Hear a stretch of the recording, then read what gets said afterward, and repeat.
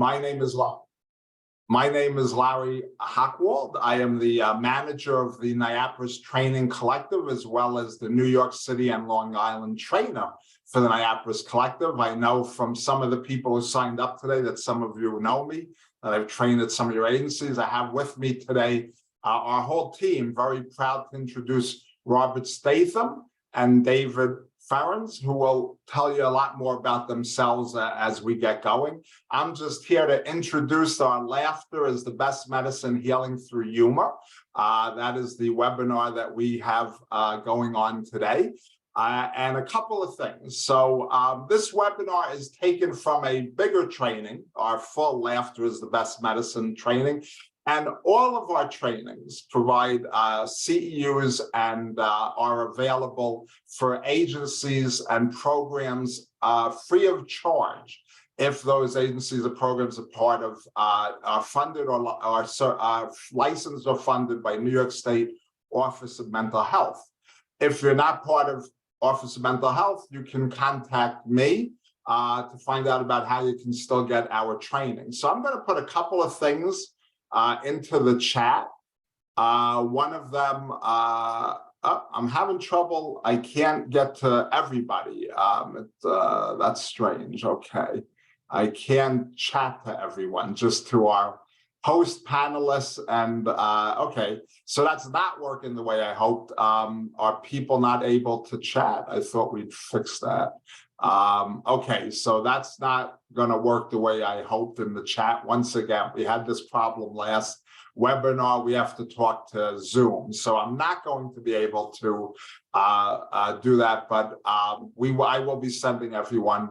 Okay, people are able to chat. Why can't I chat back to them? Thank you. I'm very happy to see that you guys, but I don't have a way to chat to everybody attending, just hosts and panelists. Okay, so at least you guys can chat to us, so thank you very much.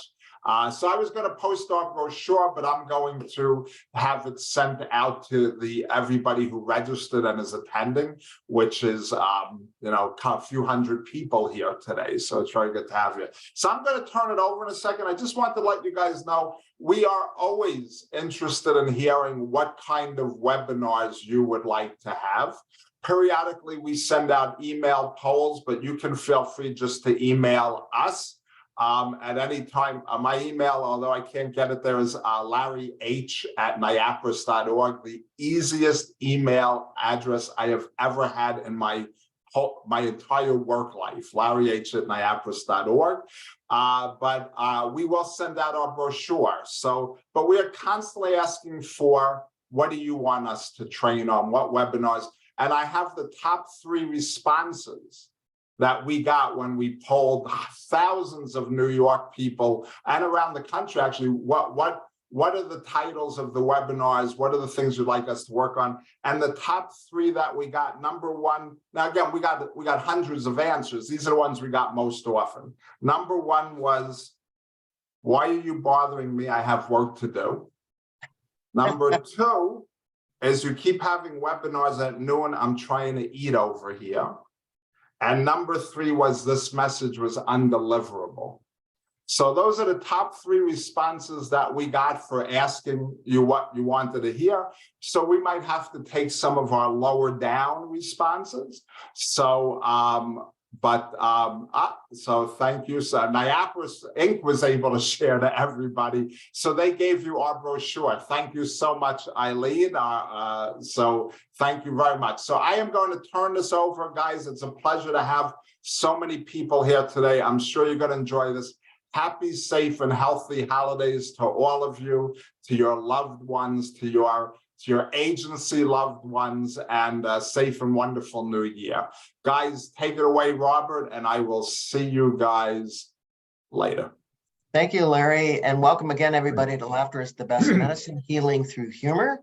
Now, you're going to notice on the presentation today, you're going to notice some what we call GIFs, and they are from various movies and television shows that are out there in common culture, so to speak.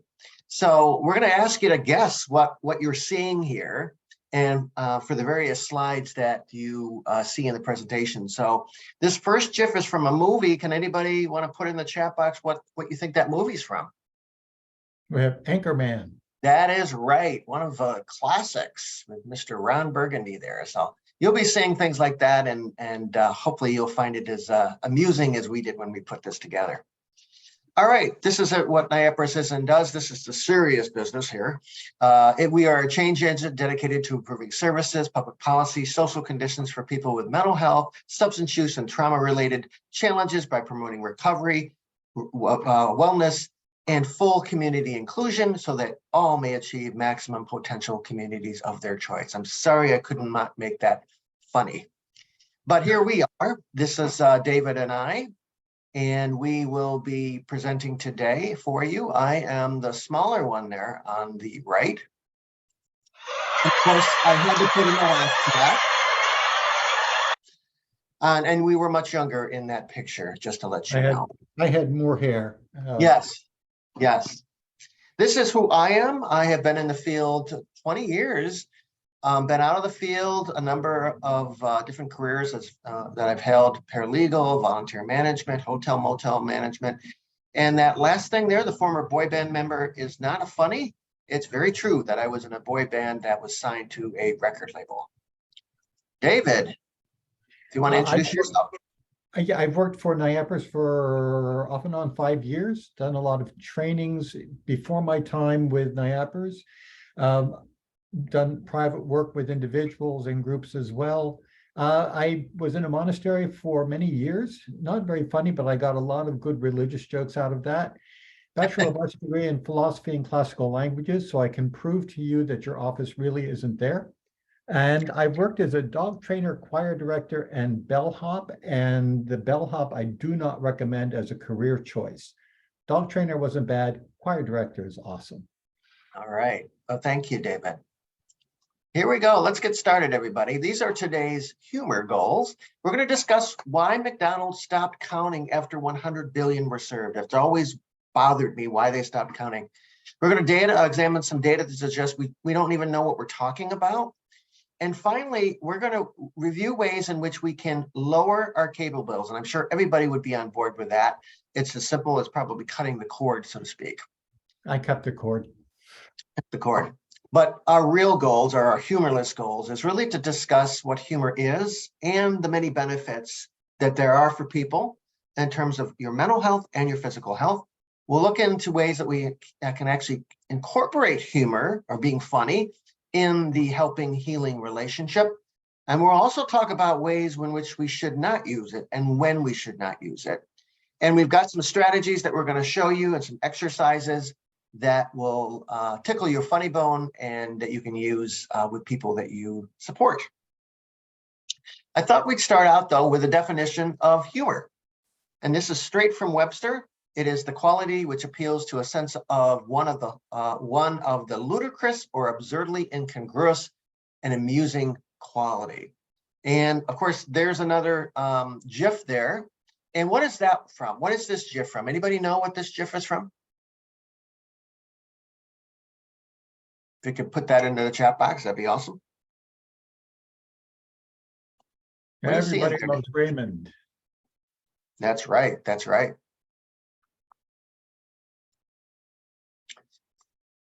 And so Mark Twain kind of put it best when he said, when you laugh, your mind, body, and spirit change.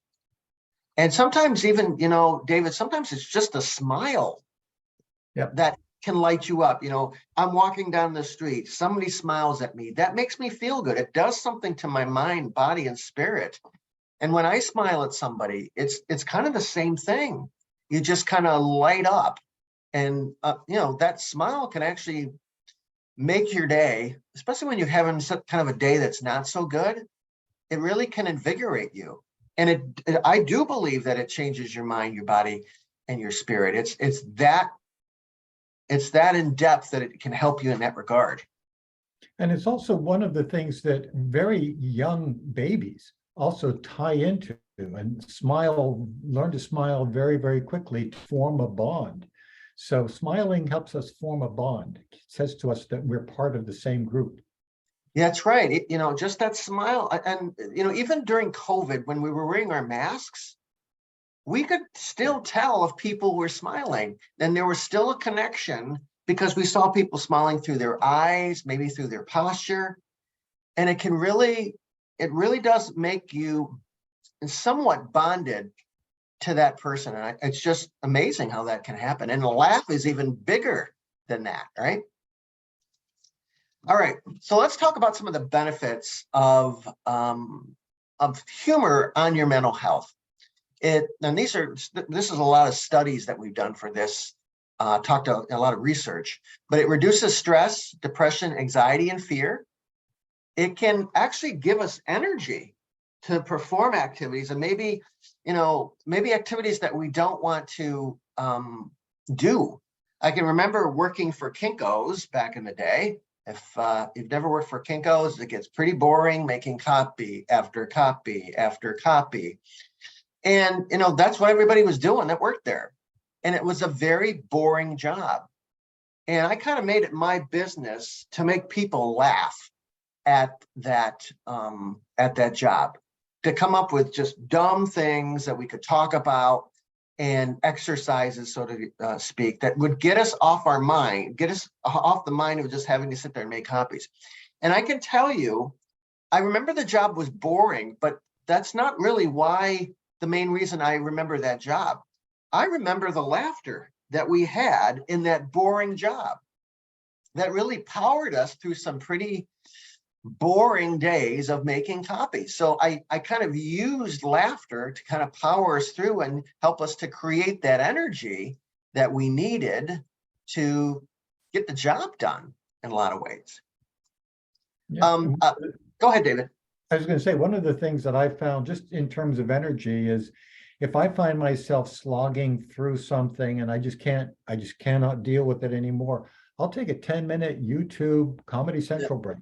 Yeah. Just something it'll just pull me away from everything for a few minutes, not the news, and go back into it and be able to face things. News is way too depressing. Yeah.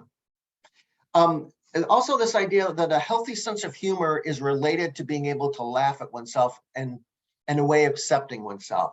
And this for me is a really good, if you can laugh at yourself, you pretty much have a pretty good sense of yourself, I think. Like for myself, these hands are useless. I can't fix anything. I can't put in a light bulb. I can barely put in a light bulb. They're useless. And I can laugh about it with people that I know. They make jokes about that all the time with me. And you know what? I laugh along too, because I know it is true. And I think that's kind of a way, like just as the slide says, to be able to accept yourself. So maybe some of your deficiencies, you can just kind of laugh at. It's the same with me in the kitchen. I can't cook. And, people laugh about the time that I put a ham in the microwave, a full ham in the microwave for an hour. And it was so tough. It was like a football at the end of me kind of putting it in there. It's because, and I laugh too, because I know I can't do these things. Thank you for not inviting me over for dinner. Yeah, I will not invite you over for dinner. Yeah. People are already commenting on the GIF there. It's Seinfeld. Seinfeld has a lot of great GIFs if you've ever Googled that. And just as you said, David, when we laugh together, we feel bonded. We feel like there's some sort of a bond that we have. Yes, Karen says you made ham jerky. Yeah, that's right. All right, so the next GIF, anybody remember this one?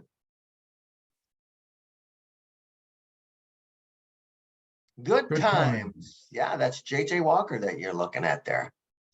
So let's talk a little bit about the benefits in terms of the therapeutic alliance. And this is with the relationship that you may have with the person that you're working with. David, do you want to comment on this slide?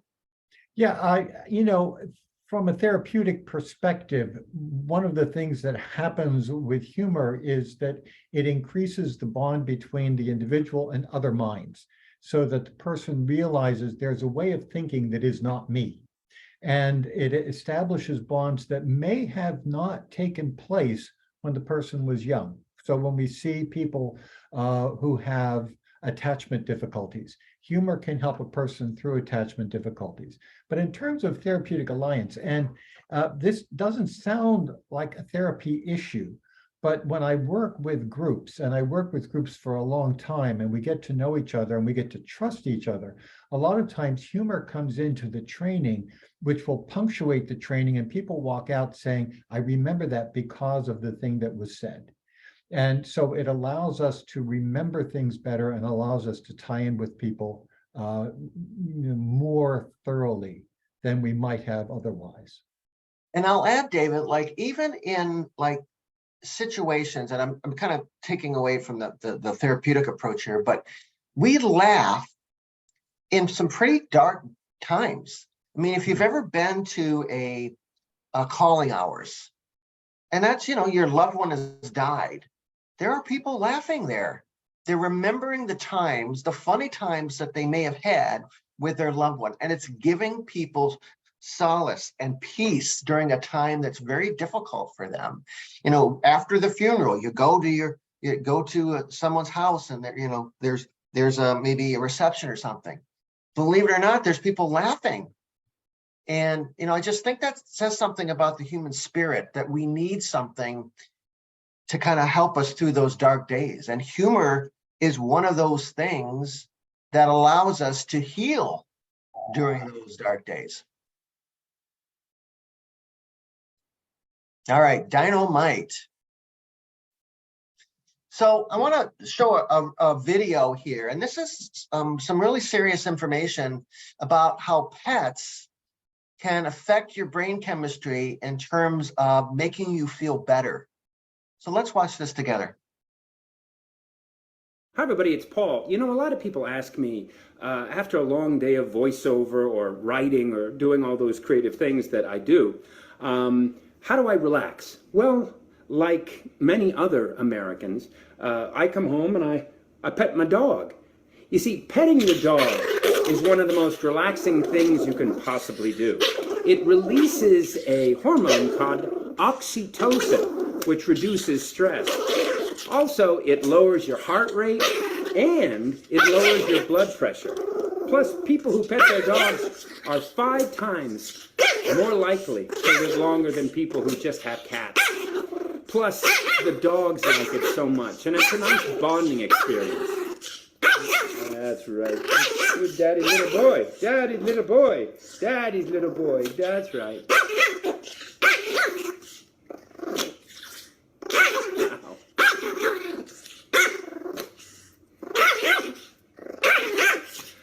Okay, we're done. Well, we do know that it's not just dogs, cats as well. But anytime that you're working with animals kind of give us a sense of the humorous as well. And if you've had pets, you've probably known, how pets are kind of funny, how they bring you joy and those kinds of things. And, through that laughter, there's a lot of medical benefits that can really be applied to you physically. And we're going to talk about some of the physical benefits here. It increases your heart and respiratory rate and potentially kind of moves you into a state of relaxation there. It actually lowers that stress hormone, cortisol, that's in your body there. It means a lower heart attack risk for you. And there's been studies that have found that it actually helps in terms of delaying any cardiovascular complications or maybe the onset or complications of type 2 diabetes. Just watching a funny movie decreased bronchial responsiveness in people with asthma. You're really, when you have a hearty belly laugh, you kind of let it out there. So there's a lot of research out there regarding, the benefits from a physical standpoint for you. So people are getting this right. The Golden Girls, I will let you know, I've probably seen every episode of the Golden Girls, and I'm not lying here, about 40 times. I just find a lot of humor in that show. And David. I was also going to say, Robert, that, my cardiologist recommends me to watch funny things. Part of it is so that I don't frown so much, but also part of it is for my heart. And over the years, I have found that it is really effective. So, we see that there are great physical changes that occur. I think there are also changes that occur cognitively as well with laughter. Yeah, I would agree. I would agree. That's greater flexibility, mental flexibility. Absolutely. So let's talk about some of the research that's out there. First of all, this GIF, this is a bit of an older one. I'm actually giving you the name of the person. This is from the 1920s or 30s by the name of, the gentleman is W.C. Fields. I don't know if people remember him. All right, here are some of the research here. David, do you want to talk a little bit about this slide here? Yeah, so what we see are some of the links are intuitive.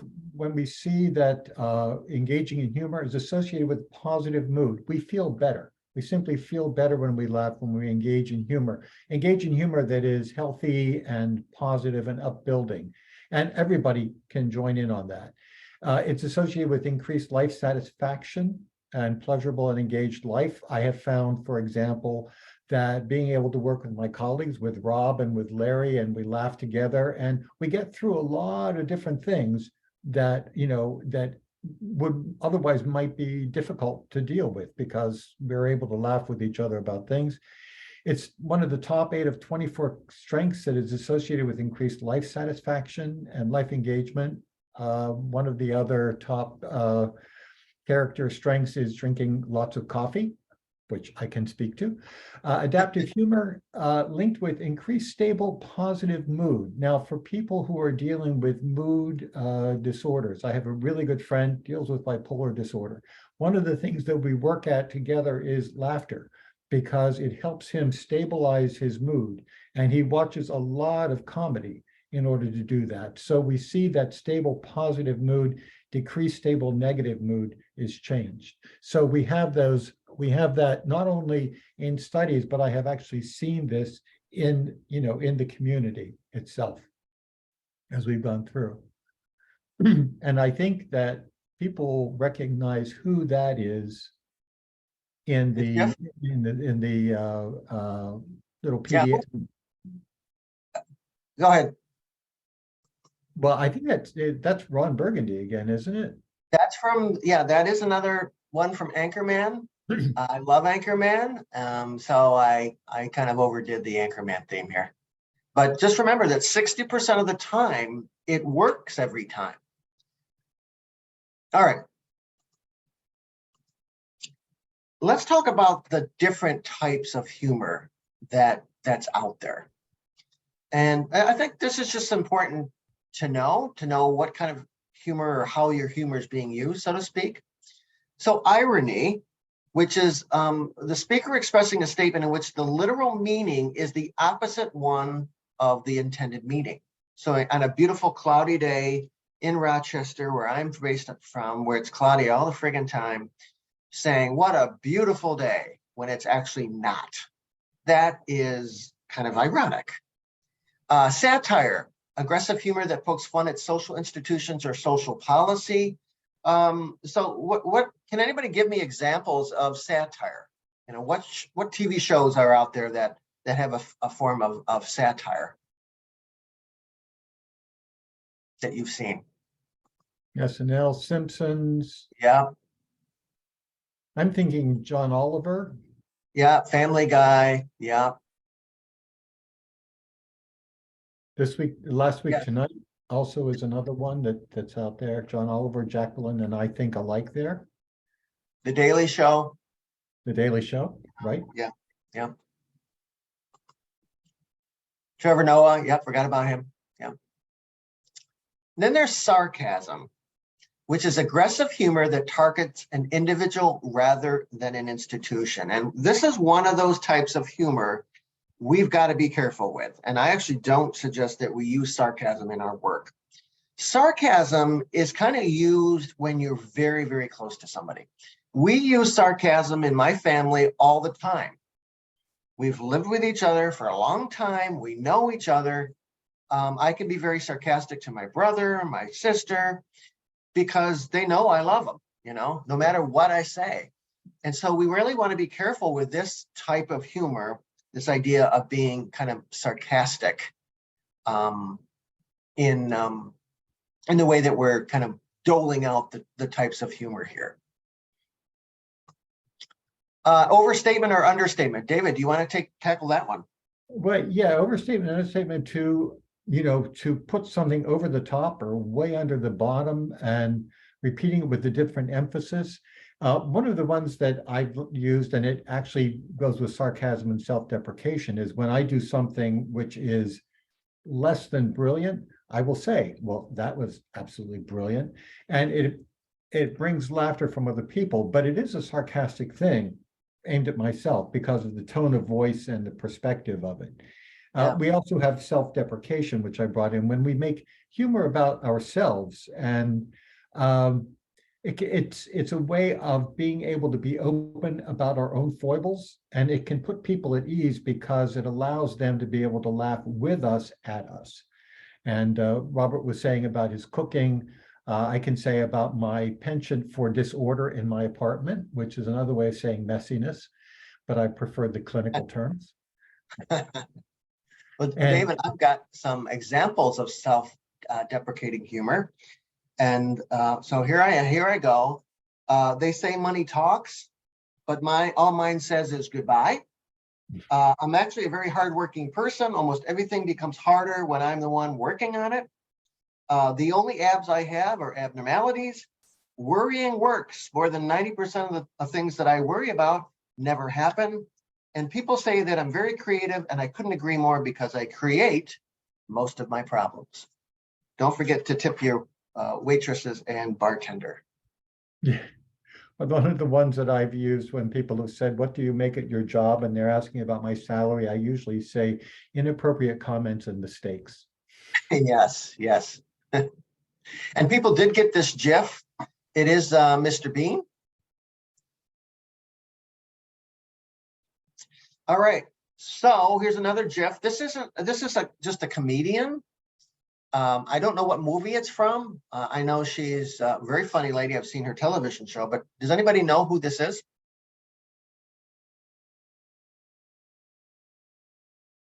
Melissa McCarthy. That's right. She's also a very good actress, by the way. All right. So David, if you want to take this one as well. Well, replies to rhetorical questions when people ask, for example, does a bear, let's use the clinical term, defecate in the woods? Not if it's in a zoo, but because the rhetorical question does not expect a reply. And what we're doing is replying with something usually kind of off the wall. And that allows people to laugh at it. It can often lighten things up because the rhetorical question is sometimes put out as a sarcastic or kind of out there nastiness, and we're able to lighten the load a little bit. Clever replies to serious statements goes along with the replies to rhetorical questions, where we take something that's really serious and we come off the wall. And what that allows us to do is to present the thing from a completely different viewpoint, and which allows us to misconstrue something and to put emphasis in a different place. If I can go on double entendres, often sexual in nature. As I said, I was doing the laughter is the best medicine with a group live, and I would say the conversation became definitely R-rated, and I was slightly embarrassed at some point because it was all women, but they found my embarrassment really hilarious. So.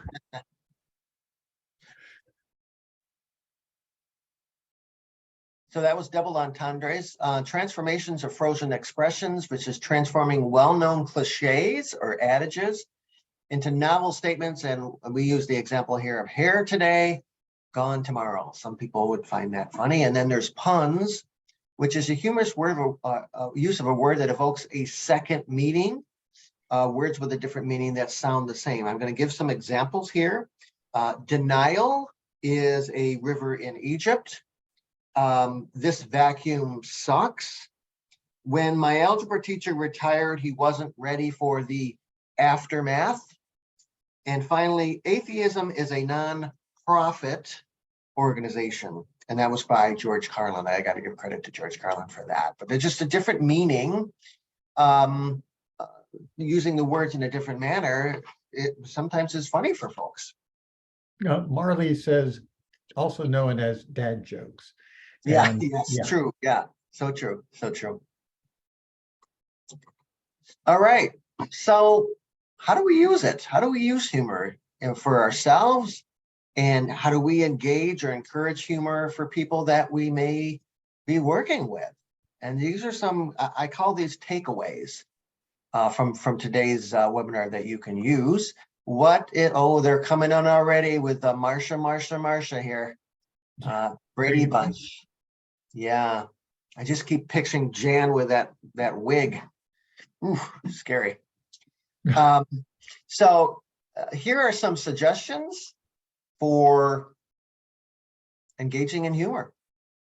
It's important, I think, to learn what makes you and others laugh, because they're your audience, right? You want to know what you want to kind of learn what they may find funny, and maybe even the type of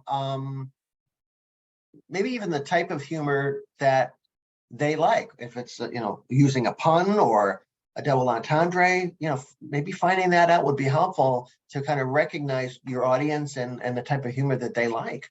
So it's just basically understanding your audience. Rules and boundaries. Well, David, go ahead and get this one.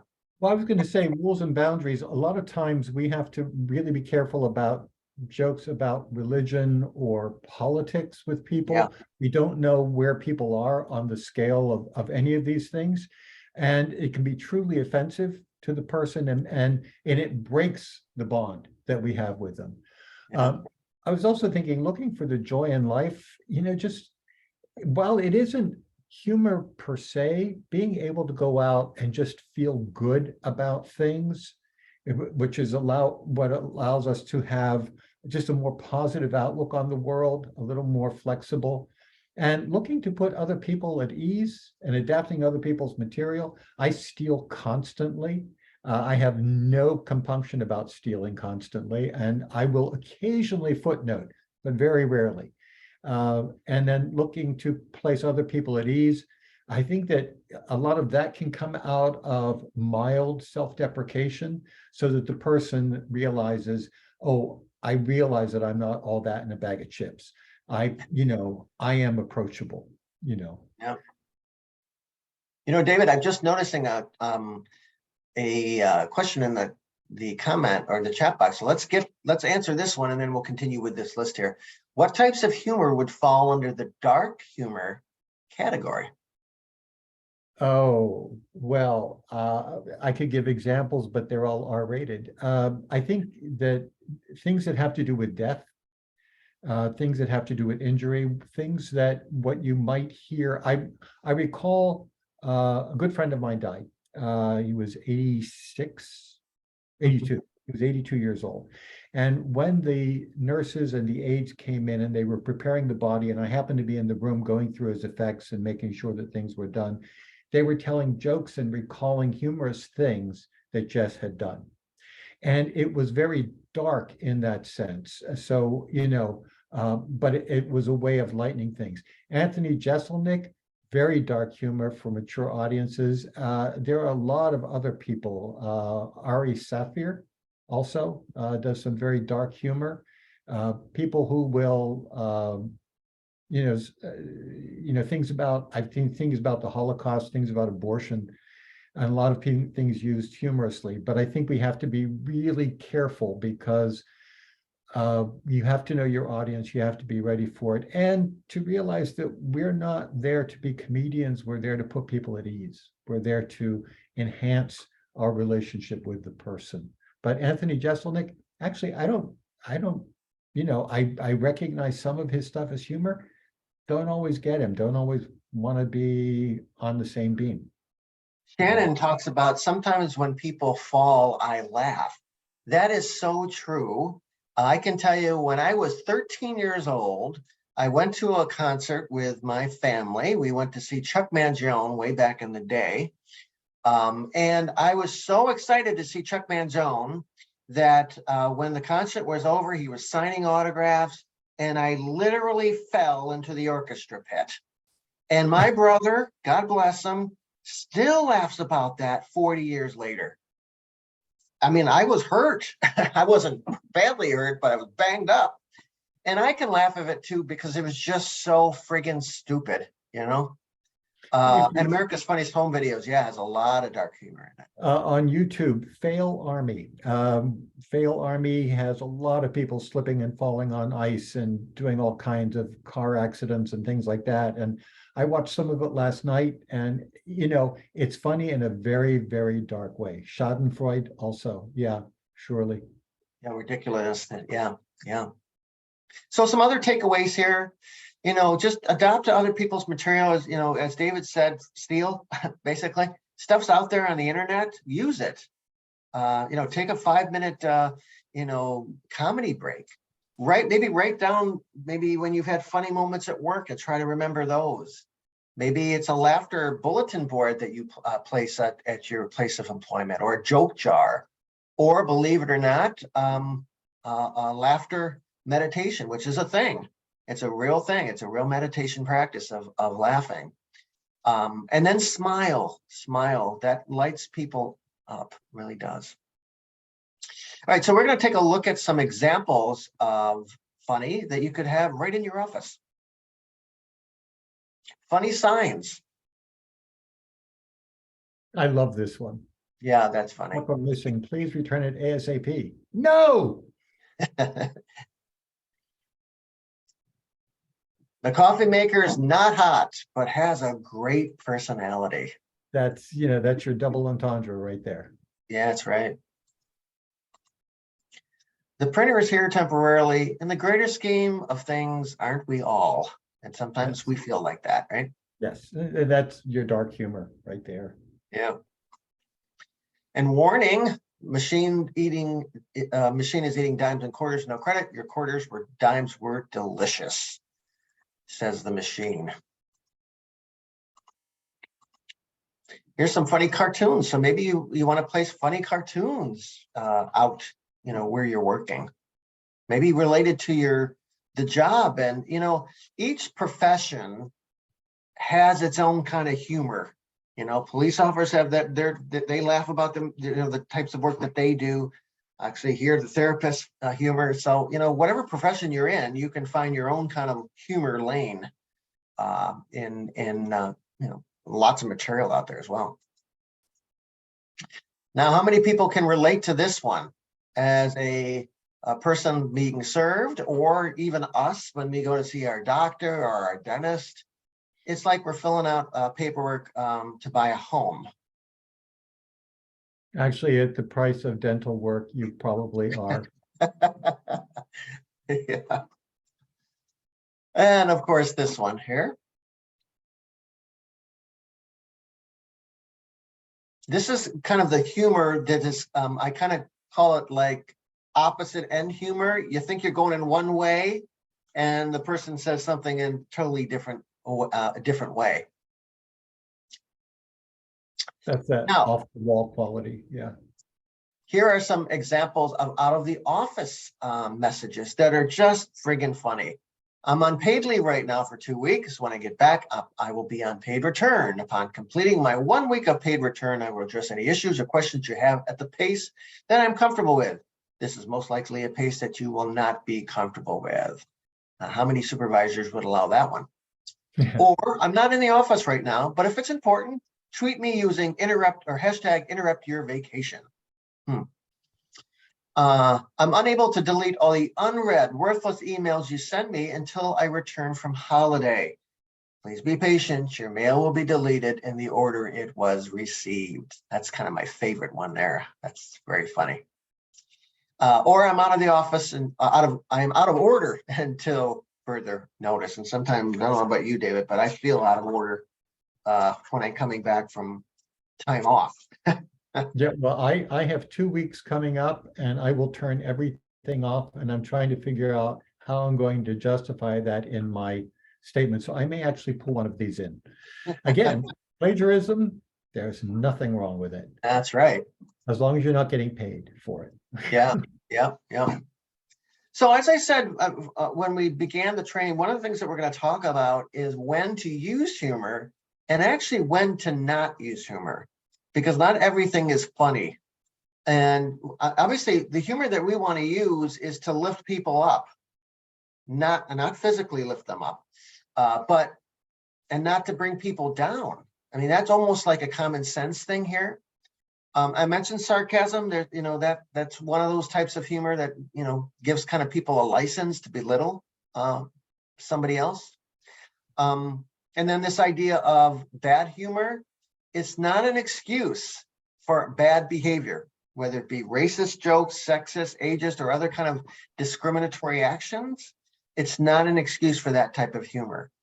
Nor is it, you kind of want to take a look at the humor that you're using. If you're using dated humor, well, that may have been funny 25, 30 years ago, but is it funny today?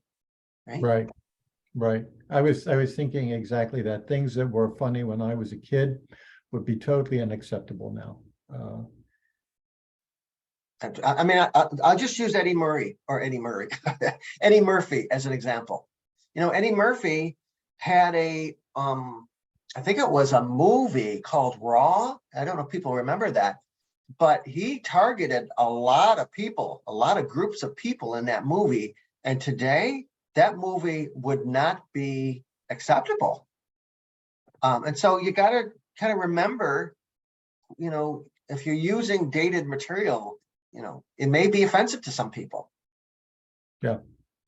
So think about the time that you're living in kind of before identifying some jokes. The other thing is that some of that kind of humor can be taken as microaggressions or very aggressive in the office or other places.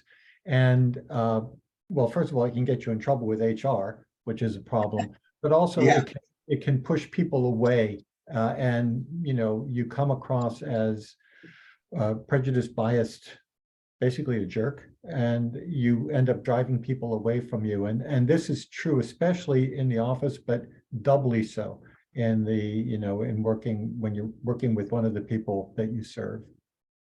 And I think what we really want to use humor to bond, to establish that relationship, to cement, then build that relationship with people that we are working with. We are in the relationship business, and a joke that is not funny and maybe harmful to somebody does not do that. Not at all. I was going to say I can speak to that because I had a counseling session with someone, and I made a joke of something, and it hurt the other person and it destroyed the alliance. I mean, I could see it happening right there in the session, and the person said, "I don't think I can come back." We remained friends, but she wouldn't trust me with that part of her life anymore. So for us to recognize that humor has to be really well gauged. This was many, many years ago, and it is something that still sticks with me today about the problem of appropriateness. That sounds just hilarious, David. You're welcome. Yeah. Anybody for this GIF here? What is this from? This GIF?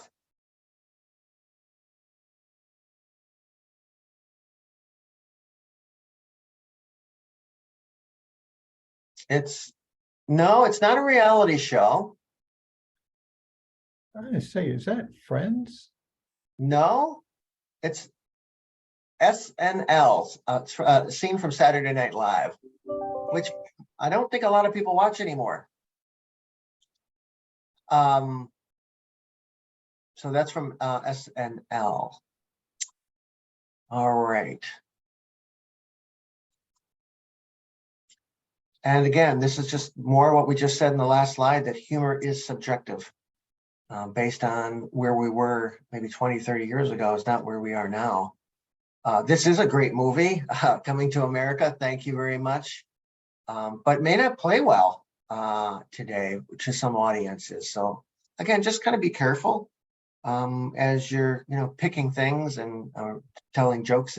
You got to be considerate of people as well. All right, so let's talk about some more strategies and exercises. David, do you want to take this one? Well, yes, collecting, at the end of each day, write down 3 funny things that happen in the course of the day. It can be any 3 things that you find hilarious or even slightly amusing, but it allows us to start looking at incongruities. It starts looking at ourselves, helps us to look at our colleagues, helps us to look at the people that we serve as well. Counting funny things as the day progresses, keeping track of the funny things that happen. I work here in the office most of the time, so I get to deal with our technology, which is sometimes relatively human hostile. So, working with those types of things and applying humor, like I said, for myself, using humor as one of those things to lighten the load. I use humor in the course of the day, usually at a break that I would normally take. Again, being here in the office, there are only a couple of us here, and it gives me the opportunity to talk with other people or to catch something, a quick Comedy Central thing, or just a few seconds of something. Sometimes things even on Twitter that allow us to take that break. And it can pull us away from things that allow us to reorient and then come back. So there are some good strategies. And I actually enjoy this show immensely. I remember watching every episode several times over. Will and Grace, absolutely. Yeah. What's interesting about humor, though, humor also can be a bridge from, it really can be a bridge to with people that are different than you. It really can, if you're laughing with somebody from another country, you might laugh at the same things. It really, laughter is the thing that we have in common with people. And we need more of that today because we're kind of divided in a lot of ways. But laughter can be that bridge and you said it when we started the training, David, to bond us with people that may be different than us. Yeah, and I think in the little video that we showed, that idea of the production of oxytocin allows us to look at each other as in group. And so that when we laugh with each other, people who are very different from us become part of in group. And that's really important so that we have that alliance with each other. We have that sense of commonality, which allows us to work better together than we might otherwise. I 100% agree with you. All right. Some more strategies, David. Collecting funny things. I collect toys, and I collect especially the hoppy little toys. You wind them up and you put them down and they hop all over the place. So things, and I find those wonderful, and I pull them out, at Christmas time, and I take them to friends' places so that the children can see them. And resolving stress with humor. There are times when I get through the end of the day. I mean, there have been times when I've done training for 3, sometimes even 4 trainings in the course of a day, and I walk out and I have had it. I don't want to be around people at all, which is one of the best times to be around 2 or 3 people that I know who will just crack me up. Or seeing how something is and how things can be resolved in funny and humorous ways, just allowing me to replay my day in a way which is going to make more sense, that's going to be able to let me smile at myself and not feel like there's that my day was a waste, or that I am not a good trainer or what have you, but I can find my way through to laugh at what's been going on. So resolving that stress with humor is really helpful to me. And yes, some people use have what they call a funny journal. Maybe every day they're putting in a funny joke or funny thing that happened to them, and they can look back on that journal and maybe look back when you're having kind of a tough day and kind of look back as to what things in the past have made you laugh. There's a lot of ways in which we can incorporate humor into our daily lives to pick us up when things aren't so funny in our lives or when we're not feeling so good in our lives. So it's actually a tool. And so people have already said what this GIF is. This is from Modern Family. Another funny show. Here we go. These feelings would go really good with pie. Getting hungry now. So we'd like to hear from you here at this point, how you can imagine incorporating humor or laughter into your practice. How do you think, with everything that we've talked about in terms of injecting humor, the types of humor, how do you think you could use it and kind of put it into your daily work? And you can type away in the chat box while the Jeopardy music plays in your head.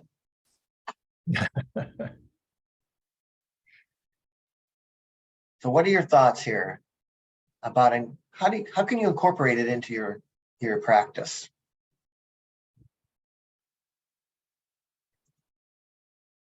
Oh, these are coming in fast and furious here. People start with a clean joke, funny journal, posting funny things in my office, can act as an icebreaker, creating a jar of funny things that have happened during the day, using it to decompress, sending out funny quote of the day. I have a friend who does that with me. Asking staff to tell a joke at the start of a meeting, very carefully from Candace. Dad joke Friday, and everyone writes on the dry erase board, using humor as an icebreaker. In some trainings, when we do introductions, I often ask people, what helps make you laugh? Had some great stories. I will laugh at something that is funny, but not at something terrible that happened to them they are laughing at. Sending jokes to staff once a week. Filterless Friday. Oh, that just sounds dangerous. Does it come in a suppository format? Oh yeah, some of those old comedies, yeah. That was definitely strange. We have a whiteboard of common area. Alexa has skill for old time radio shows, including many old comedies. Yes, Yeah. Alexa does. Yeah, yeah. Joke a day calendar page daily. Comedy videos. Joke of the day, yeah. Yeah. These are great. These are all Yeah. tools. In a former job, I would put different signs on my door. One of them was subject to fallibility without notice, with fallibility spelled incorrectly. Unfortunately, I lived with a bunch of people who didn't spell well, so nobody got it. Yeah, so there's lots of good ideas here for you to kind of take, because we did say stealing's okay here. So you can definitely steal these ideas. Thank you for playing. All right.